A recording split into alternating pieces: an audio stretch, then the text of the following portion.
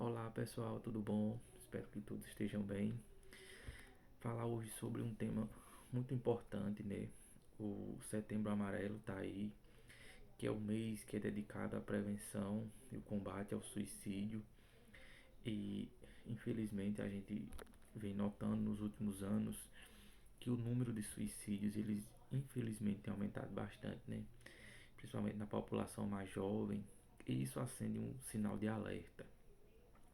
E é importante que a gente reflita e fale um pouco sobre isso e alerte as pessoas que procurem ajuda. A pessoa que precisar, procure ajuda, procure falar, conversar, que esse é um dos principais métodos que se tem para combater esse mal, né?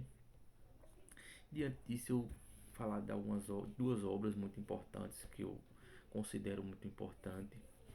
A primeira delas é o mito de Sísifo, do Camus. Eu já falei dela aqui outras vezes, mas para esse tema ela é bem interessante, porque na primeira página do livro, o autor, Albert Camus, ele já traz esse questionamento, né?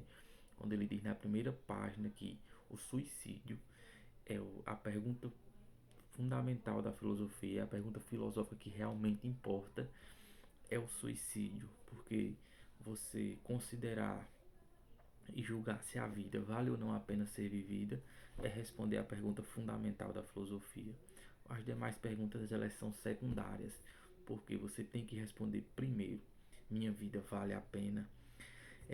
O mito de Sísifo de Camila utiliza esse nome que ele faz referência a Sísifo da mitologia, né?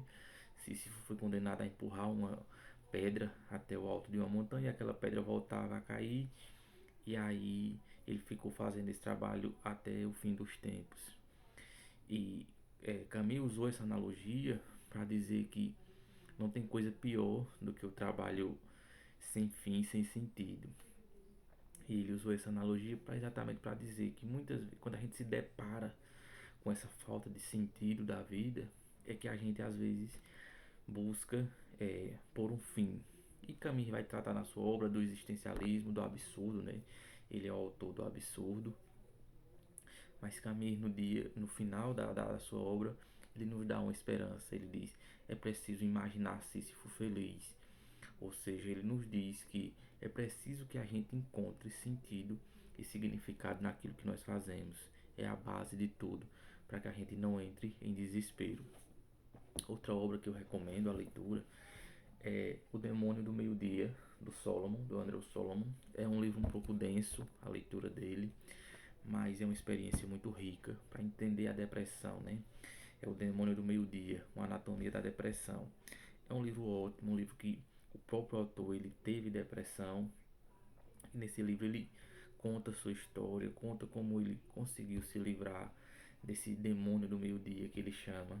Ou seja, é um livro ótimo, porque ele abre os olhos para aqueles que se passam por esse tipo de problema, que eles possam buscar ajuda.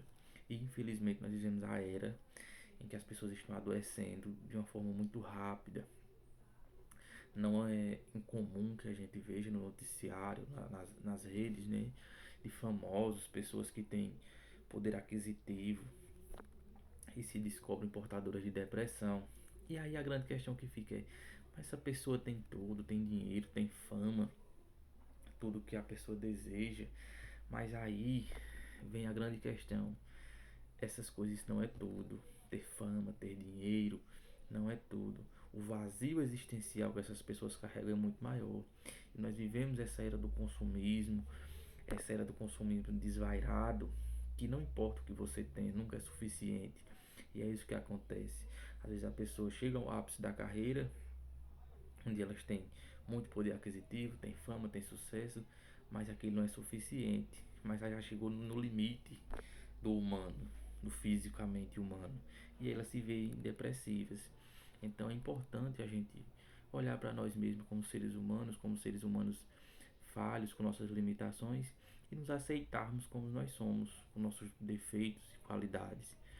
E como disse o professor Clovis, eu não sei se você já se deu conta, mas você vai ter que se aguentar até o fim. Você será espectador de si mesmo até o fim. Então é muito importante que a gente, antes de procurar a aprovação alheia, a gente encontre a nossa própria aprovação, que a gente consiga encontrar em nós mesmos essa aprovação, que a gente olhe para nós mesmos como espectador, porque lembrando o que disse o professor Clóvis, a gente será espectador da gente mesmo até o fim. Então é muito importante que a gente se encante por a gente mesmo, por nós mesmos, e não espere a aprovação alheia, porque ela nunca vai vir.